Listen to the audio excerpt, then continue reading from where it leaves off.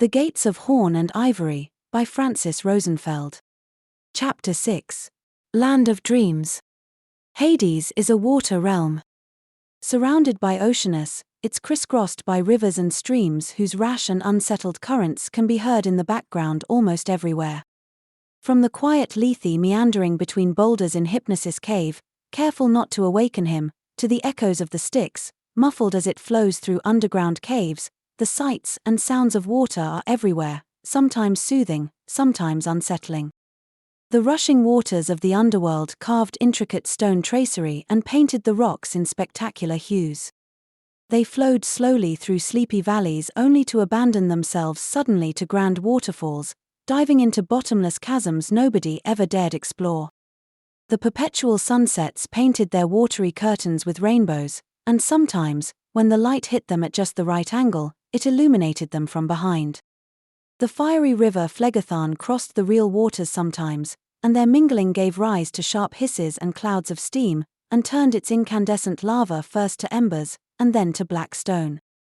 The placid river Lethe branched into a delta when it reached the land of dreams, seeping countless rivulets and streams through its open fields. Those who'd been brought to Hades through the Gate of the Sun could be deceived they were still alive when they reached this familiar landscape, only to be set straight when it changed without warning, lulling them into rationalizations in order to deceive them again. The spirits always found an explanation for why their world stopped making sense. Any explanation but the real one. Demarcating the end of reason, with the gates of horn and ivory into the distance, the white rock stood jealous guard at the edges of the land of dreams, a warning to all those who dared enter that the workings of their minds will serve them here no more, and once past it they will be tried and deceived by the Oneros, and get lost into their world of illusions. Hermes, the trickster, was the only one who knew his way around this realm. Except for Persephone, of course. The sweet bride of Hades was blessed with an insatiable curiosity and a gift for getting herself in trouble which had served her well, considering, and she couldn't bear the thought of having quarters of her own home in which she was reluctant to enter, so she defiantly stepped past the white rock, straight through the gates, into the land of illusions. The dreams seemed confused at first, not knowing how to approach the mistress of their domain, since nobody, god or mortal, ever dared cross into its chaotic, ever-shifting landscape on purpose, but they soon got used to her visits, and went on about their business as usual, ignoring her presence. She snoozed inside the gate sometimes, forgetting time and space. At first Hades panicked when she was nowhere to be found, worried she was taken from him again, and searched for her everywhere. Now he knew, when she disappeared, to send word through one of the Oneiroi and call her back home.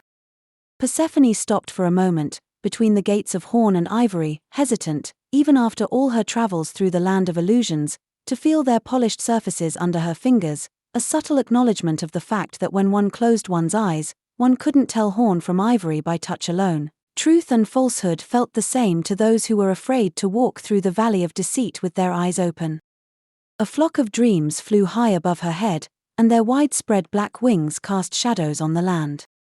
A figure emerged from the distance, so far Persephone couldn't make out its countenance at first, only to note, when it got closer, that it was another her, its likeness perfect in every detail, looking back with curiosity and surprise, just as she assumed she must have. Another her sneaked up on her, and then another, until a whole army of Persephones gathered around her, drawn to the unexpected spectacle of the crazy who dared enter their realm on purpose. "Who are you?" An authoritative Persephone stepped forward to get closer to her. "I'm Persephone," she replied, simply. A group of hers started laughing while the previous interlocutor replied, "No. I'm Persephone. No. I'm Persephone." The group reverberated her like echoes in a canyon through all the hers that were now drawing closer. "And what is your purpose here?" the first one continued, with a menacing look on her face. Persephone watched herself at length, noted she couldn't really pull off the scary look and planned to address this problem later, in a more stable environment. "Go away," the first one said. "You don't belong here." "But I do," she pointed to all the Persephones that surrounded her. "Don't you see? I've always belonged here." The dreams looked at each other, confused, not knowing what to make of the logical impossibility. Are you like us? A her from the back asked. Hermes showed up, seemingly out of nowhere, not a big surprise in itself, since the god of travelers could portal in from place to place, instantaneously, with a stern warning. Get out of here immediately. You're in grave danger. Persephone looked straight into the eyes of her old friend, and the likeness of the latter dissipated into a cloud of smoke, going back into the non-existence whence he came. She couldn't help noticing, back into the distance, that a Hades had taken a shine to one of the Persephones and was coming onto her, ignoring everyone around them. Another Persephone eyed the two with jealous eyes, grasping the dagger she kept hidden behind her back, planning to kill them both. 3 other Persephones whispered among themselves, pleased by the fresh gossip, and one of them broke free from the group quickly to come tell her the news, with mock concern for her plight. Near a sorrowful rivulet of the Acheron, another one of her lay dying, attended again by the caring presence of her friend, Persephone the psychopomp, who was waiting for her soul to guide it to the afterlife. Don't these figments read the script? Persephone asked herself, annoyed. I can't die. I'm a goddess. Sure you can. Phobita appeared in the guise of an enormous snake. You're going to die here. You're going to die, and we're going to feed you to the Cerberus. Aha, Persephone commented. Or the echidna. He stopped to ponder. Maybe even better, turn you into her. A giant snake coiled itself around Persephone's legs, all the way up to her waist, making her look like the epic monster for a moment, and then flickered its tongue and slid its head under Persephone's hand, to be petted. It closed its eyes, pleased to be touched by the goddess, and then dissipated into thin air. Phantasus was watching her surreptitiously from her peripheral field of vision. She only glimpsed a flash of him in the corner of her eye, enough to see the latter trying to hook his intense gaze into the back of her head to rummage through the contents of her brains for interesting materials to work with. He stopped staring when he saw her looking, surprised the goddess could see him. He got up, uncomfortable, and moved over to a safe distance, so he could work on the new project she inspired without interruptions. Goddess, the most blessed among Olympians, we worship you. A giant altar appeared, where worshippers prostrated themselves at the feet of another her, who looked very haughty and uncaring, and who had retreated to the top of her pedestal, careful not to ruin her sandals in the pools of blood surrounding it. A chorus of hers sang her praises, their arms raised in a gesture of devotion. They were all splendidly attired with gold and fine linen, and carried baskets of offerings which they placed at the feet of their goddess, but their faces looked vacant, as if all their spirit had left them, and they kept going on inertia, animated by some external force. The scene looked eerily familiar, and Persephone rolled her eyes.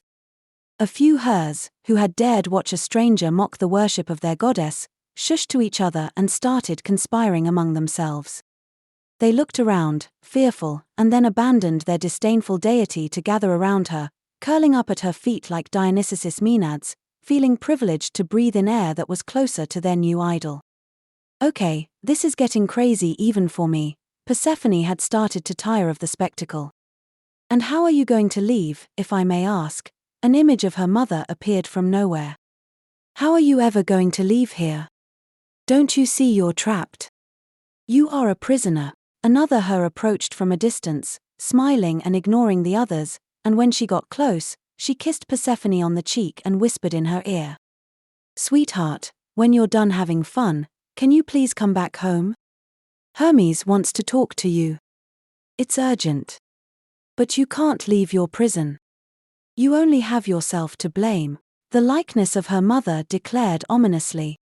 Do you not see you have no means to get out anymore? The gates are gone. You're trapped in here with us for all eternity.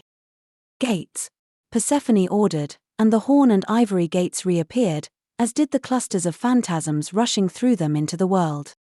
She sighed in sympathy with the poor souls who were going to be the battlefields of those antagonistic illusions as soon as the latter reached the world of the living. Well, at least we know the mirroring project will work. Yardeus will definitely need to be protected somehow from all of this.